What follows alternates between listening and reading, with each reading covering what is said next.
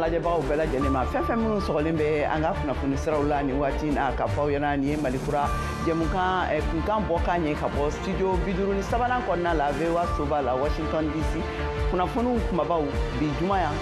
utikalo tile 2 sanba 2024 filɛ nin ye ninnu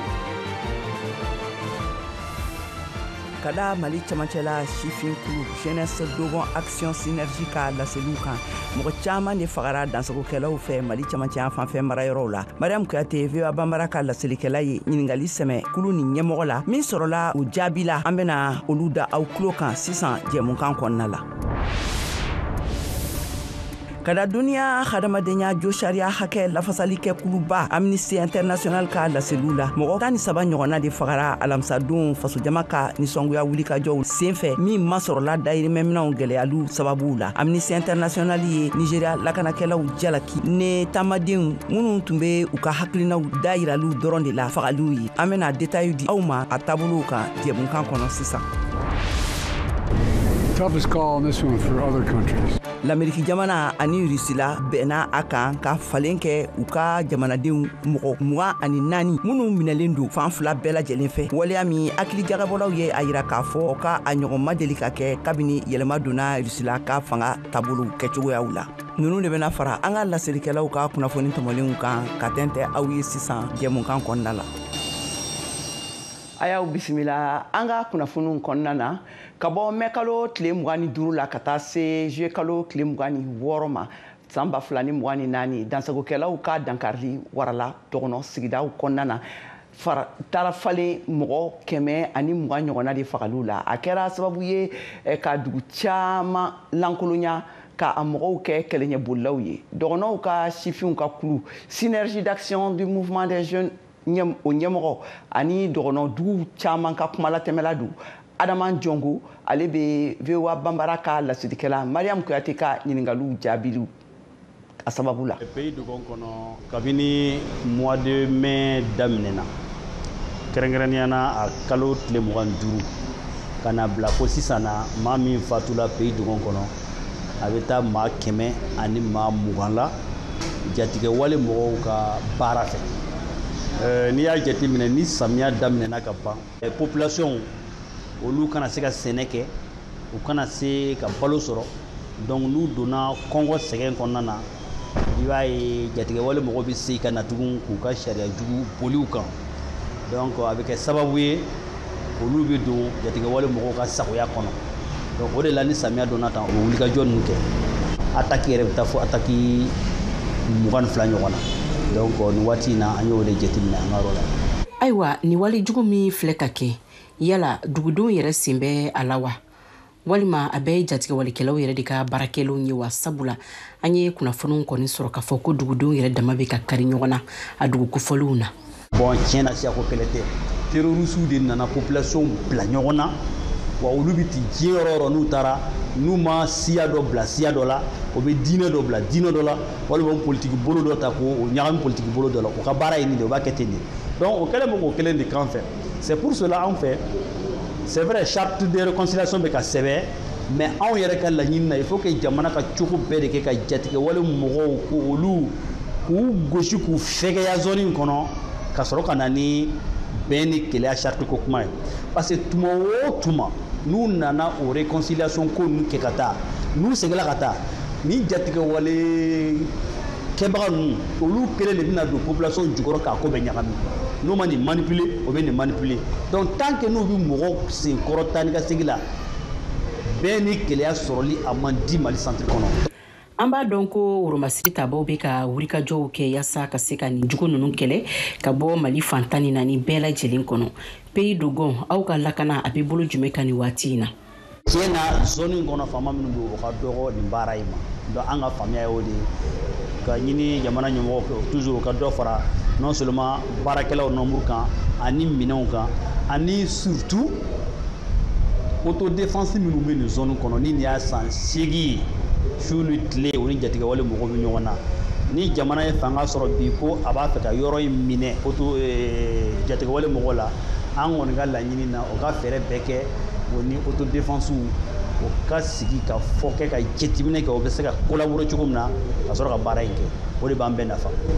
an bɛ waati min na i ko sisan yala nɔgɔya donna kow la pays du kɔnɔ wa? Nɔgɔya ma don situation na ni waati in na ka sabu kɛ hali kunu ataki kɛra dugu dɔ la min tɔgɔ ye ko Lanfiyara maa 2 fatula ye ayiwa Simita kɛrɛfɛ fana an ka armée yɛrɛ fana taara yɛlɛ min kan yen fana o bɛɛ kɛra kunu an bɛ se k'a fɔ même Lewologuew kɛrɛfɛ fana attaque dɔw kɛra donc a situation toujours a b'a cogoya kɔrɔ la nin ko ninnu kɛlen bɛ ka population caman de déplacer kɛ sababu ye nin dugu ninnu bi u degunnen don kosɛbɛ d'ailleurs ni population ninnu nana i b'a sɔrɔ baloko gɛlɛya b'o la soko gɛlɛya b'o la kɛnɛyako gɛlɛya b'o la dɔw yɛrɛ bɛ yen u cawlen yɛrɛ don parce que ko minnu kɛr'u ɲɛna tuma o tuma a jaa bɛna jɔ u ɲɛkɔrɔ donc ninnu bɛɛ lajɛlen mako bɛ dɛmɛ na yaasa ka se ka nin waati tɛmɛ a kɛra sababu fana ka école hakɛ caman de datugu an ka yɔrɔ la an ka zone kɔnɔ bi école min datugula a bɛ taa école 497 la écoleden min tɛ taa kalan na a bɛ écoleden 150 bɔ donc nin bɛɛ ye gɛlɛya ye gɛlɛya min n'an bɛ se k'a fɔ nin ye jatigɛwale mɔgɔ ninnu ka baara in kɔlɔlɔ de ye. Ayiwa ni waati in na pays dogon duguden bɛɛ lajɛlen ka welewelekan ye jumɛn ye ni waati in na? Ɲɛmɔgɔ ma minnu bɛ k'an mara bi donc a yir'u la k'a fɔ pays dogon bɛ gɛlɛya min kɔnɔ gɛlɛya in ne yɛrɛ fɛ a dɛsɛ tɛ jamana na ka yɔrɔ in bɔ gɛlɛya kɔnɔ président yɛrɛ k'a lajɛ kabini a nana fanga la a ma se pays dogon kɔnɔ fɔlɔ mais an kɔni bɛ min fɛ jamanatigi yɛrɛ ka déplacer ka taa population ninnu k'u sigi k'u lamɛn ka lajɛ. L'Amérique foroba fanga ka lakalanbolo min danatigɛlen bɛ farafinna sifinw ye ne a bɛ wele ko yali kalandenw ka kalankuncɛ o kɛnɛsigi bɛ sen na Washington DC yan o siraw kan malidenw kalandenw minnu bɛ nani bɛ n'u bɛ u cɛla olu dɔw nana bɔ an ye VOA banbara la yan nɔ an ka Dr Musa Kante ale bɔra fo Menaka Mali jamana kan ka na nin kalan ninnu kɔnɔna la ka kumakanw lamɛn. Ne tɔgɔ Binta Jakite ne bɛ bɔ Bamako Mali la. An b'a dɔn i ye yali mɔgɔ ye aw bɔra aw ka yɔrɔ la aw nana sisan Washington e ye mun de kalan i ka nin séjour kɔnɔna la? Ne bɛ se k'a fɔ n ko n ye n yɛrɛ kalan parce que leadership ye ka se k'i yɛrɛ dɔn ka se k'a dɔn i bɛ se ka jama tugu i kɔ cogoya di ou bien ka jama ka vie impacter cogoya min na. Donc n y'o o kalan kosɛbɛ k'a dɔn mɔgɔ fɛn fɛn bɛ se ka mɔgɔw ka diɲɛnatigɛ impacter ka baara kɛ kunkan kun min tɛ a yɛrɛ dɔrɔn ka nafako ye n'a nafa bɛ se mɔgɔ jama ma. E ye dɔnniya kura min kalan e bɛna taga nin lawaleya cogo di Mali la? A kan a b'a to n bɛ se ka taabolo kura dɔ ta mun bɛ se ka n ka baara kɛcogo ɲa ka taa fɛ ani n bɛ se ka impacti bonya cogoya min na mɔgɔ wɛrɛw kan. E yɛrɛ bolo yɛlɛma jumɛn kan ka don programme kɛcogoya la surtout ka ɲɛsin musolakaw ma? Donc sɔrɔ yiriwali sira fɛ i bɛ se ka jama nafa cogoya min na an ni mɔgɔ minnu ye ɲɔgɔn ye an bɛ se k'a fɔ n ko mɔgɔ damadɔni b'a la u ka kalan kɛcogoya u tɛ Afrique kɛcogoya dɔn. Maintenant il faut que mɔgɔ min y'a kalan kɛ a tigi fana k'a sigi ka jateminɛ k'a la tuguni ka a tata ɲuman t'a la ani minnu tɛ se ka taa an ka jamana na k'o bɔ a la u k'a essayer ka ani formation d'u ma minnu bɛ se ka adapter kosɛbɛ u ka jamana réalité la.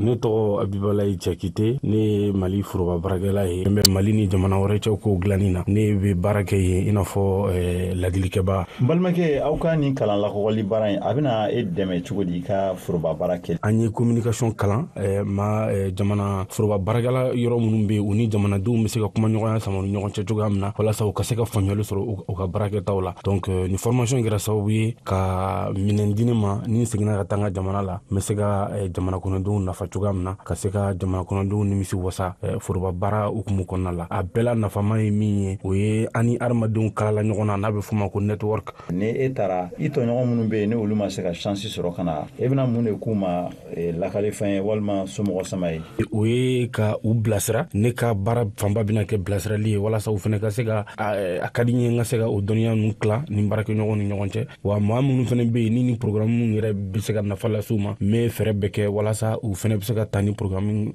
okumu kɔnɔna la cogoya min na. Ne tɔgɔ ye Adam Diko, denmisɛnninjɛkulu min bɛ n'a ka baara ɲɛsinnen don faso de ɲumanya ni bɛɛ fanga sinsinni ma Mali la n'a bɛ f'a ma AJICAD ne y'o ɲɛmɔgɔ ye. Bon ne tun bɛ Virginie, donc ni kalan in an ta bolila fɛn min ye leadership n'a fɔ c'est-à-dire ka sigida kɔnɔna i bɛ se ka o impacter cogo kosɛbɛ cogo di ani i bɛ se ka i yɛrɛ la faamuya ni olu ye cogo di. Donc an ta bolila o kan. N ye chance sɔrɔ ka yala ka États-Unis yɔrɔ caman ye, ka organisation caman rencontrer ani ka mɔgɔ caman rencontrer a mɔgɔ minnu fɛnɛ bɛ ka anw ka baara ɲɔgɔn kɛ yan nɔ. Mɔgɔ minnu ni an bɛ se ka baara kɛ ɲɔgɔn fɛ pour que an bɛɛ hakilina ye min ye an bɛ se ka olu la yiriwa ɲɔgɔn fɛ cogo min. I mana segin ka taga Mali la na ni a bɛna yɛlɛma jumɛn don i ka baara kɔnɔna la ani i bɛna mun de kɛ tigitigiya la? Yɛlɛma fɔlɔ ou bien a nafa fɔlɔ o ye ne yɛrɛ parce que kalan y'a permettre ne yɛrɛ ye fɛn caman faamuya kosɛbɛ leadership kan. Donc k'a dɔn fɛn jumɛnw de la force bɛ na ani fɛn minnu na mago bɛ mɔgɔ wɛrɛw la. Filanan o ye n ka organisation ye n'o ye AJICAD ye. Donc anw bɛ baara mun kɛ an bɛ baara kɛ fɛn minnu ye denmisɛnninw la kalanni ye fasoden ɲumanya sinsinni kan bɛɛ fanga sinsinni bɛɛ fanga nafaw ani min ye an ka environnement n'o y'an ka sigida an bɛ se k'o protéger cogo an bɛ se k'o lakana cogo di. Donc ne ye fɛn minnu kalan yan nɔ o bɛna taa an dɛmɛ kosɛbɛ ka se k'o baara ninnu sinsin. Sifinnaka mɔgɔ 700 o de tun bɛ yan nɔ ka bɔ Afrique o bɛɛ bɛ baara kɛ Afrique communautéw kɔnɔna na. Baarakɛɲɔgɔnya an bɛna min créer ni Afrique jeune leader minnu ye u bɛɛ ka jamana kɔnɔna na a nafa fɛnɛ ye o ye. Minnu fɛ a tɛ se ka sɔrɔ ko fo i ka kɛ bolojan ye e bɛ mun de f'u ye? A ka kan u fɛnɛ ka continuer ka postuler yali Dakar bɛ yen nɔ yali Ghana bɛ yen nɔ. Donc programme caman bɛ yen nɔ minnu bɛ sifinnakaw dɛmɛ k'u ka leadership développer donc u ka da o programme nɔ u ka continuer ka postuler. Nun tɛmɛnen kɔfɛ hadamadenya jo sariya hakɛ lafasali kɛkuluba Amnesty International ye laseliw kɛ k'a fɔ ko mɔgɔ 13 ɲɔgɔnna fagara alamisadon na fasojama ka nisɔngoya wulikajɔ senfɛ min ma sɔrɔla dayirimɛminɛnw gɛlɛyaw olu sababu la. Amnesty International ye lakanakɛlaw jalaki ni taamaden ninnu minnu tun bɛ kan ka k'u ka hakilinaw u ka fɔla dɔrɔn de yira fagaliw ye. Mariam Traoré. Mɔgɔ 6 ɲɔgɔn de fagara Suleja u ka jamana faba Abuja o camancɛ yan fanfɛla la. 4 ɲɔgɔn olu fagara Maduguri kɛɲɛkayanfan ka taa Kɔrɔnfɛ yan fanfɛ. Mɔgɔ 3 o fagara Kaduna o kɛɲɛkayanfan ka taa Kilebi yan fanfɛ. Nin kɛra Amnesty ka laseli ye min labilala bataki dɔ kɔnɔ u ka X bɔlɔlɔ sanfɛ. An ka baarakɛla minnu bɛ kɛnɛ kan y'a yira an na k'a fɔ ko fagali kɛra yɔrɔ minnu na ko Nigeria jamana finitigiw de ye wulikajɔw sabati ka bingali walew ta ko ka ɲɛsin maaw ma. Ko kuma min na a jamakulu kofɔlenw caman bɔlen don nisɔngoya taama dɔw senfɛ n'u ka laɲini dɔ tun ye k'a fɔ ko kɔngɔ o binnen don Nigeria jamana kan ani ka fara fantanya kan i n'a fɔ ni baɲumankɛtɔn kofɔlen ye ale y'a lase cogo min na. Maduguri yen finitigi polisiw ye laseli kɛ ko duguden mɔgɔ 4 ɲɔgɔn o de fagara ko min kɛra mugufolon dɔ senfɛ k'a sɔrɔ u ma kunnafoni jɔnjɔn wɛrɛ di a koɲɛ kan. U ka finitigi ɲɛmɔgɔ n'o ye polisi national ye jalakilikanw bɛɛ lajɛlen la gosi kunu alamisa min taara ka ɲɛsin u ka finitigiw ma k'a fɔ ko olu de ye bingali walew ta ko ka ɲɛsin a nisɔngoya girinkajɔ taamala ninnu ma. Bataki dɔ kɔnɔ min labilala X bɔlɔlɔ sanfɛ polisiw ka finitigi ɲɛmɔgɔ Kayode Egbetokoum ye a lase ko waati gɛrɛntɛ gɛlɛn n'o ye alerte rouge ye sigira u ka dugu kan ko walasa ka se ka dangarili walew ani lakanabaliya ko minnu bɛ a taabolo la k'olu bali. Bi juma sɔgɔmada fɛ lakana finitigiw ye gazi fiyɛma n'o ye gaz lacrymogène ye fiyɛ nisɔngoya girinkajɔla mɔgɔ camanba kan min kɛra u ka bɔli tile 2nan tun ye k'u ka nisɔngoya walew boloda i n'a fɔ AFP ka kunnafonidilaw ye a jateminɛ cogo min. Ayiwa ni y'an selen y'an ka jɛmukan kunfɔlɔ kuncɛ waati ma an b'an tulo kɛrɛmu bɔ ka segin ka na a kana taa kunnafoni tɔw b'an bolo ka lase aw ma an bɛ na sisan a k'an bɛn sɔɔni.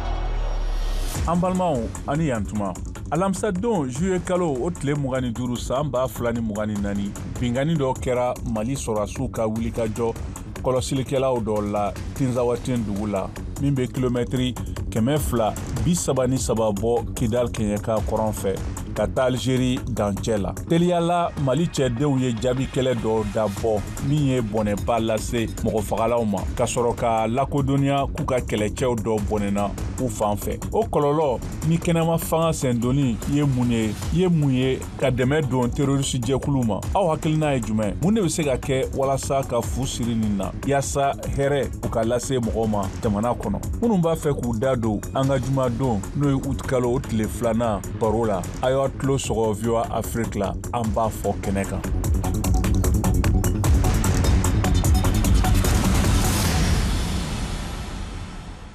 Ni y'an seginne ka na an ka kɛnɛ nin kan ayiwa sisan ka tɛmɛ n'an ka kunnafoniw ye a yirala k'a fɔ ko l'Amérique ni Rusila bɛnna a kan ka falenw kɛ u ka jamanadenw minnu minɛnen don ayiwa ko olu lafalen u ni ɲɔgɔn cɛla la laselikɛlaw ka fɔla a ɲɔgɔn ma deli ka kɛ kabini Rusila ka fangabolo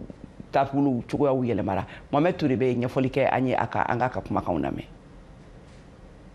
Toughest call on this one for other countries. Moscou ye kunnafonidila Evan Garkovich a n'a Amerikɛn ɲɔgɔn Paul Whelan hɔrɔnya jamana caman ka bɛnkan dɔ kɔnɔ min ye mɔgɔ 12 ɲɔgɔn hɔrɔnya. Ameriki fasoden 3 minnu hɔrɔnlen don olu sera sufɛla la sɔrɔdasi kulu fiɲɛ kɛnɛ dɔ la Washington kɔ kan. U ka denbayaw jamanakuntigi Joe Biden ani jamanakuntigi dankan Kamala Harris y'u fo u ye ja ta n'u somɔgɔw ye n'u teriw ye ka Biden ni Harris minɛ k'u kanubaga o gosi u kɔ la ani ka bisu k'u la. Waati dɔ la Biden ye drapeau médaille laman di Paul Whelan ma ka bɔ a yɛrɛ ka fini la. Jamanakuntigi Joe Biden y'a jira. My job is to make sure, number one, they don't get them. If they do, we get them back. Ko kabako don ka Ameriki hɔrɔnyalen bisimila ka segin Ameriki dugukolo kan. Jamanakuntigi dankan Kamala Harris ye bɛnkan nin wele ko seereya damadɔ min b'a jira ko jamanakuntigi ka sɔrɔ min bɛ ciden juruya fanga faamuya. Sanfɛ wasabulon républicains ye foli kɛ a kunnafoniw la nga u bɛ a jira fana ko nin bɛnkan ye hakɛba ye Ameriki jamana ma. Jamanakuntigi Joe Biden ye tanuni kɛ kumaɲɔgɔnya minnu kɛra sababu ye ka Ameriki fasoden 4 lase u ka so ka bɔ Rusila jamana kaso la. Alamisa don ka kɛ ciden juru wale ye. Alamisa don ɲɔgɔn falen nin kɛra ka tugu bɛnkan dɔ kɔ min kɛra san 2022 décembre kalo la min ye WNBA o dolo Brittney Griner lasegin Ameriki jamana na ka kɛɲɛ ni marifa feerela tɔgɔ jugu Victor Bout ye. O kɔnɔna la Rusi ye a yɛrɛ ka jamanadenw bilali sɔrɔ minnu jalakilen don kojugubaw dɔ la tile biyanfan fɛ kasoden kɔrɔ minnu seginna ka na. Jamanakuntigi Vladimir Putin ye kasoladen kɔrɔ kunbɛn Moscou Vnukovo pankuru bɔnda kɛnɛ kan u jigilen ka bɔ pankuru kɔnɔ. Putin tora jɔlen a pankuru bɔda jigisɛn na ani k'u kelen kelen bɛɛ fo waati kunkurunin dɔ kɔnɔ.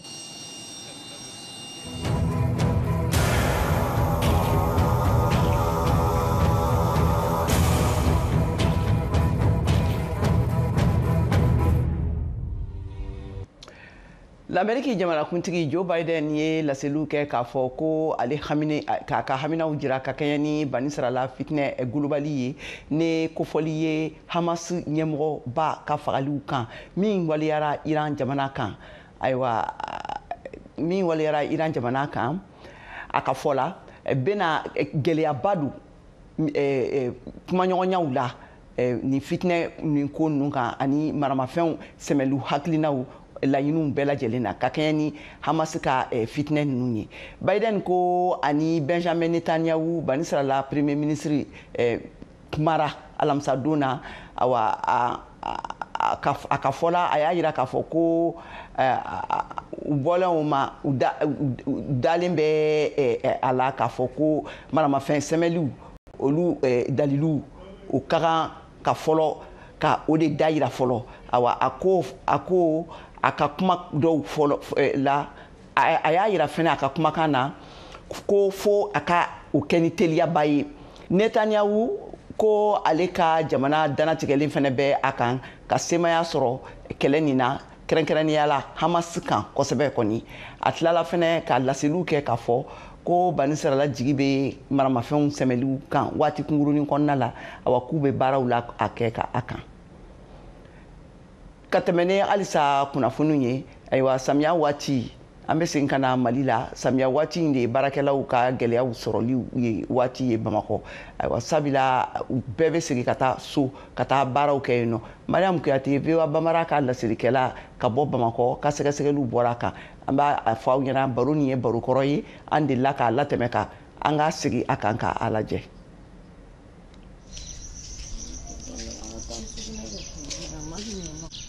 Sɔgɔma nɛgɛ kaɲa 6 o ye Umu Dili wurituma ye gabugu kɔnɔ donso do min bɛna a ka du baaraw kɛ sabula ni y'a dɔgɔkun 1 ye duden dɛmɛbaga t'a bolo.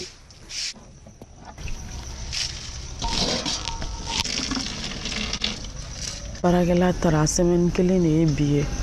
y'a faamuya an kɔni bɛ k'an débrouiller k'an ka baaraw kɛ ni denmisɛnninw wulila olu bɛ sow furan u b'a jɔsi ne yɛrɛ kɔni bɛ ka baara tɔw kɛ ne ye baarakɛla ɲini ne ma fɛn sɔrɔ m'a sɔrɔ baarakɛla ka gɛlɛn samiya in na a tɛ ka sɔrɔ yɛrɛ. Umu Dili n'a ɲɔgɔnna caman de bɛ Bamako minnu degunnen don ka d'a kan duden dɛmɛbaga t'u bolo ni denmisɛn minnu filɛ nin ye o ye an sen n'an bolo ye an ka dukɔnɔnaw la n'i ko minɛnko tobili jita finiko yɔrɔ fura n'a dɔsili an ka denmisɛnninw kɔrɔsili ni denmisɛn ninnu bɛ nin bɛɛ lajɛlen kɛ an ye o kama ni samiya mana se u ka tagali bɛ musolaka caman degun kelen-kelen minnu fana bi yan olu fana bɛ dɔ fara u ka sarawariw kan Safiyatu Tarawele n'ale yɛrɛ bɛ duba kɔnɔ a ka fɔla ko duden dɛmɛbaga tali ale yɛrɛ fɛ k'o ye jagoya ye hali n'a sɔrɔ a tawari ka ca. Ne ye dɔ sɔrɔ mais a bɛ sɔrɔ prix min na kɔrɔlen tiɲɛ yɛrɛ la m'a sɔrɔ o la an tun b'a ta 2000 ni 500 de sisan min nana ko fo 7000 ni 500 ko n'o tɛ k'u tɛ don baara la mais n bɛ obligé k'a ta ni seko tɛ parce que n bɛ duba de kɔnɔ baara ka ca denmisɛnninw ka ca jagoya n b'a ta. Fatimu Kuyate kalanden don ale ye fɛrɛ min sɔrɔ o de ye ka du baaraw tila a n'a dɔgɔninw cɛ ko n'a ma ɲa ko duden dɛmɛbaga tɛ ka sɔrɔ u bolo. Depuis congé bilala an yɛrɛ bɛ ka baarakɛ ɲini an ma baarakɛla sɔrɔ an yɛrɛ bɛ k'an débrouiller ne bɛ tobili kɛ ne dɔgɔninw bɛ so furan ka jɔsi.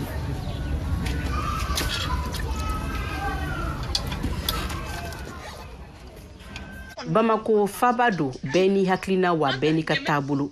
n'i ye jateminɛ kɛ musolaka 100 sarada la 80 bɛ duden dɛmɛbagaw ta biro kɔnɔ baarakɛla b'o la kɛnyɛrɛye baarakɛla b'o la bogotigini b'o la dɔw yɛrɛ bɛ yen nɔ minnu tɛ 1 kɛ 2 ye ninnu bɛɛ lajɛlen bɛ duden dɛmɛbagaw ta. Aja Kulibali n'ale yɛrɛ ye jagokɛla ye a ka fɔla ko fɛrɛ do musolaka dɔw bolo minnu bɛ duden dɛmɛbagaw ta ka sɔrɔ a ɲati t'u ye. Ne kɔni tɛ baarakɛla ta samiya do samiya tɛ o baarakɛla sɔrɔla a ma sɔrɔ ne t'a ta ne ka denmisɛnninw bɛ yen nɔ ne n'u bɛ jɛ ka tobili kɛ ne yɛrɛ ye feerekɛla ye n'i kɔni bɛ baara la gouvernement baara kɔni na jagoya i kan ka baarakɛla ta parce que jɔn b'i ka baara kɛ jɔn b'i denw nadon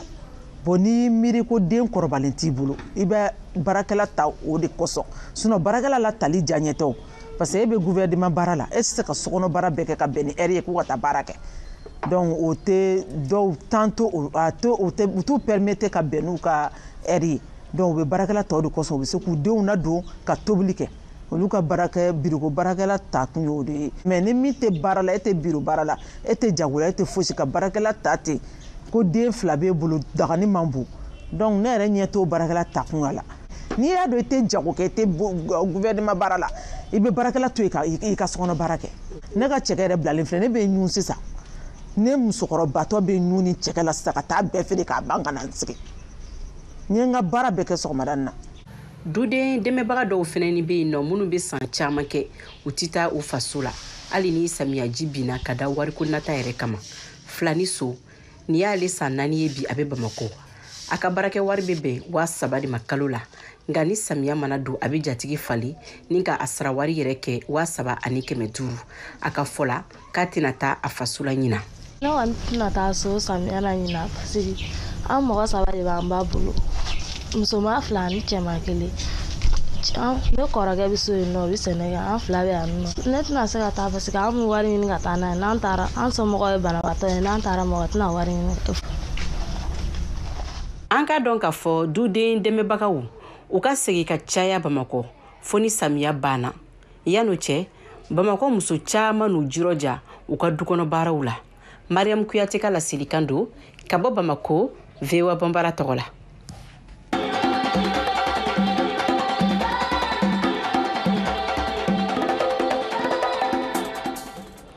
An ka farikolo ɲɛnajɛ kɛnɛw lajɛ Siaka Tarawele bolo. Jeux olympiques Paris baflani mo nani besena ani Abdoulaye Traoré Masarala Kokura ale tume Jeux olympiques Los Angeles 1984 kenekan Mali togola triple saut ani saut en longueur la aye Abdoulaye hakila jigi kodo la kanto Amérique en 84 Los Angeles togola journaliste togola do kama abo demsono même une fois do bete Jeux olympiques befna tege Amérique. Donc, il faut que vous en profitez. Parce que j'ai un regroupement de gens bébés donc, Fembado. Et j'ai sugu babakono. Soro sugu babakono. Moi, j'ai j'ai dana Oma. Abina fo moko ka clé flaqué au mancha Jeux olympiques nere mune bonano e. Ah, a mancha ko surtout on fait en frafina. Ma mancha ko sebe. Non mando ka ta ballon tane. Même sport on mando ka ta kete. Parce que dans transport que nan na me bokodi. Mais si ça ce n'est pas le cas. Akara baraye akara war sorosraye. Voilà, akara baraye akara war sorosraye tout verbaro sambi ko sport et industrie. Si ça ngum faure ta dum to so ballon tane. Donc mando de ta ballon tane. Wa tekula ni banana kana iraso. Donc on va que on fait à kelen mo a wakati la mo kelenga Jeux olympiques flaqué. Mais si ça non en dimson champion no munu e flaqué ça paquet. Mune ya obla ka tonski ko les olympiens nous de la ka Jeux olympiques ni mo djulba atonkono malla. Bon mu akilna bora CEO président Mintara akilna boro odela ale de ya jatimine ko parce que munu e Jeux olympiques a caman be no be sate dans l'anonymat al mogota don les Jeux olympiques ou ma Jeux olympiques. Donc ale de ko 5 association no sigi min bi hakili to la parce que quand il y a Jeux olympiques kaba o yikele ambassadeur de donc il manga to dogola maintenant amunu be malla fin vers Jeux olympiques ambulu be de regrouper en association na pour que amse go de mena o kana to djula ay mo djulibo. Bon pour le moment parce que nous tara Jeux olympiques la malla à Mancha c'est 2004 il ballon tanao ani sisan ballon tanao ani nous tara Beijing basket au le a jamacha sisan sinon vraiment jamacha en tête même mo bisaba ka sisan bon anga tan mo binani voilà mais beti ya no fna chama be ko fela wala chama mais mun ngon biya anu to ga ronke puis ambe hakil falonke je me senabi iye mun fama la bi bitani auta sambinani dan frabe ah non dans frappe et puis toi il est fin que j'ai la fin que j'ai la c'est parce que kabi j'ai dame dans kabi pierre de couverture clé jeu ouverture avec stade de kono mais François il y a que c'est en dehors de ça on connaît vraiment innovation par de kala il y a que en dehors du stade il maliba de kala ka ke kenema et puis bajika et ko surtout défilé la baji de ka baton non vraiment o yele mali c'était on tient na ko Jeux olympiques Paris bafel mo nani kenemi damina jeux kalo temnet lemon woro abe kunche uti kalo ntletan kelina ta VOA Bambara togola Bamako Siaka Traoré kala selido ni mbena ya dansigi ke anga bi kuna jamukana ka fayana ni be dokun jamukan kunche aba jamukan soro anga bololo sarabaw kan no yi www.voabambara.com ananga page kan YouTube, Facebook and Instagram aka be dokun were